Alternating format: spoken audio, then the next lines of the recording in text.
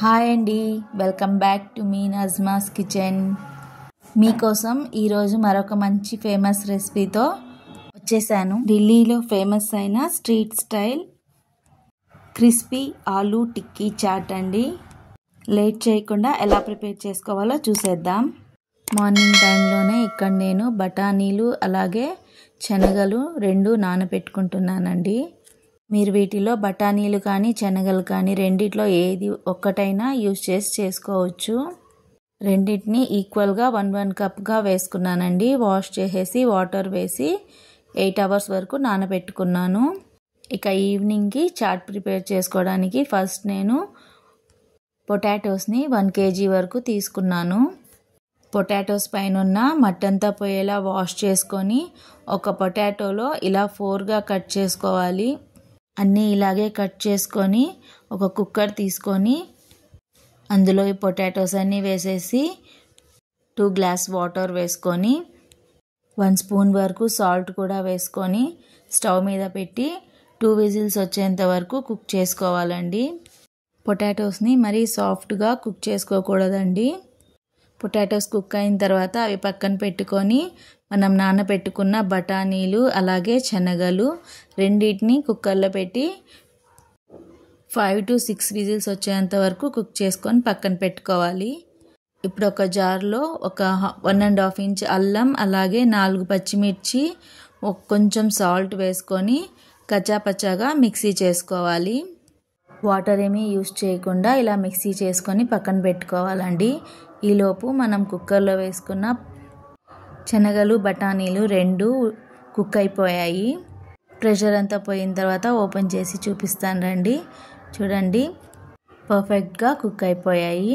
ఇప్పుడు స్టవ్ మీద కడాయి పెట్టుకొని 2 స్పూన్స్ వరకు ఆయిల్ వేసుకొని ఆయిల్ హీట్ అయ్యాక 1 స్పూన్ వరకు జీరా అలాగే ఒక 1/2 స్పూన్ ఇంగు వేసుకుంటున్నాను.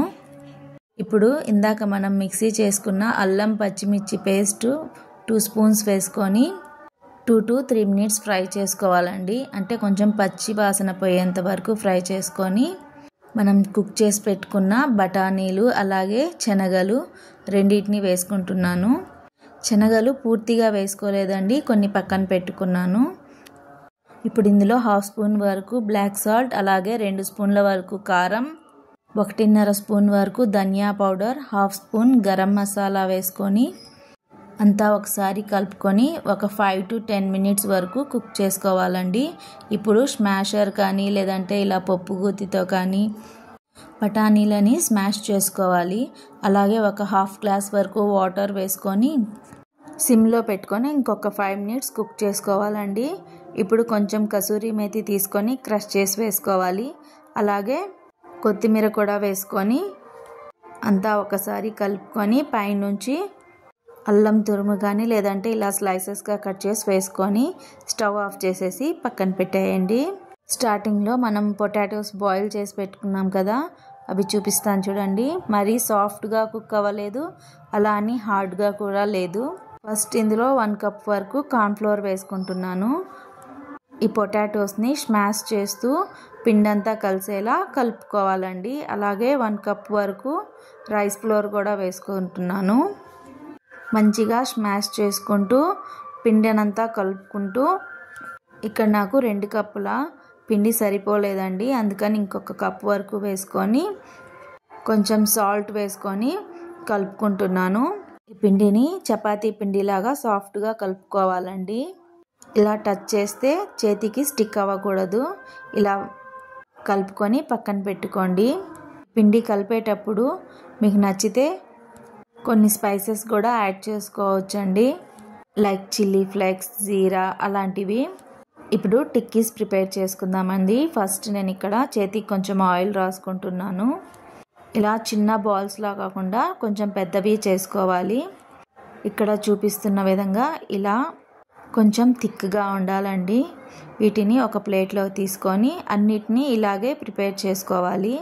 ఫస్ట్ వీటిని ఆయిల్లో ఫ్రై చేసి మళ్ళీ ప్రెస్ చేస్తామండి, అందుకని కొంచెం థిక్గా ప్రిపేర్ చేసుకోవాలి.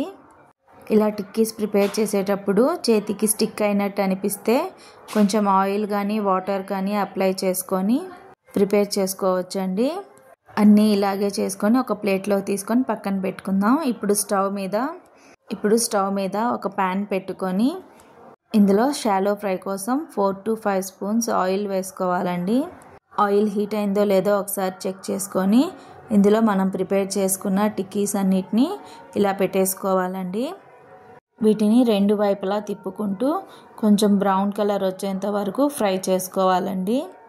ఇలా అన్నిటినీ చెక్ చేసుకుంటూ ఫ్రై చేసుకోవాలి. ఒకేసారి ఎక్కువ బ్రౌన్ కలర్ వచ్చేంత వరకు ఫ్రై చేసుకోకూడదండి. దీన్ని ఒకసారి ప్రెస్ చేసి మళ్ళీ మనం ఫ్రై చేసుకోవాలి. అందువల్ల ఒకేసారి డార్క్ బ్రౌన్ కలర్ వచ్చేంత వరకు ఫ్రై చేయకూడదు.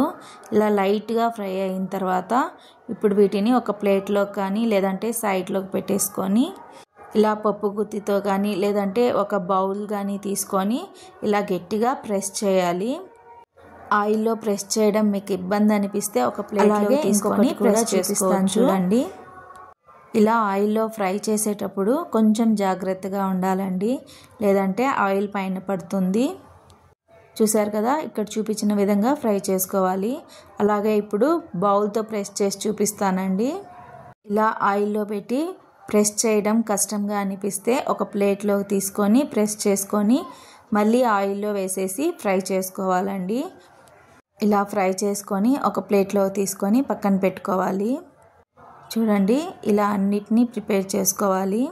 ఇప్పుడు చాట్ ప్రిపేర్ చేసుకుందామండి. మనం ప్రిపేర్ చేసుకున్న టిక్కీస్ చూడండి, పైన క్రిస్పీగా లోపల సాఫ్ట్గా చాలా బాగుంటాయండి. ఇలా క్రష్ చేసేసుకొని ఒక ప్లేట్లోకి పెట్టుకోవాలండి.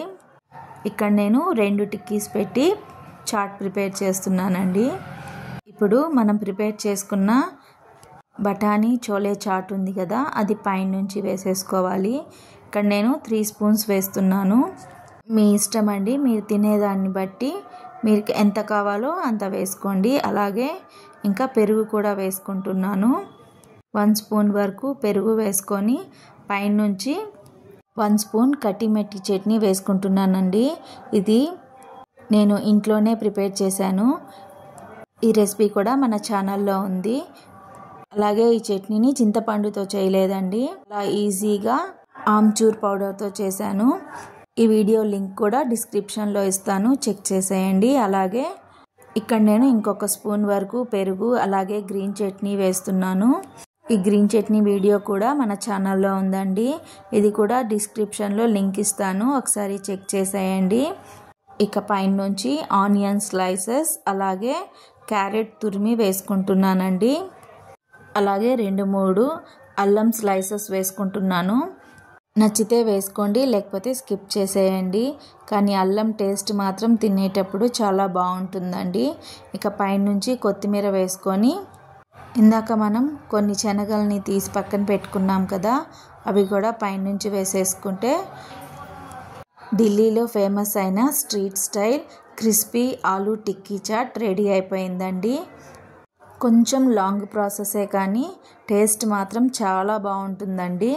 ఎప్పుడైనా ఒకసారి తప్పకుండా ట్రై చేయండి, ఇంట్లో అందరికీ నచ్చుతుంది. అలాగే వీడియో నచ్చినట్టయితే లైక్ చేయండి. మీరు ఇచ్చే లైక్ నాకు మరింత మోటివేషన్ ఇస్తుంది. అలాగే మీ ఫ్రెండ్స్ అండ్ రిలేటివ్స్కి షేర్ చేయండి.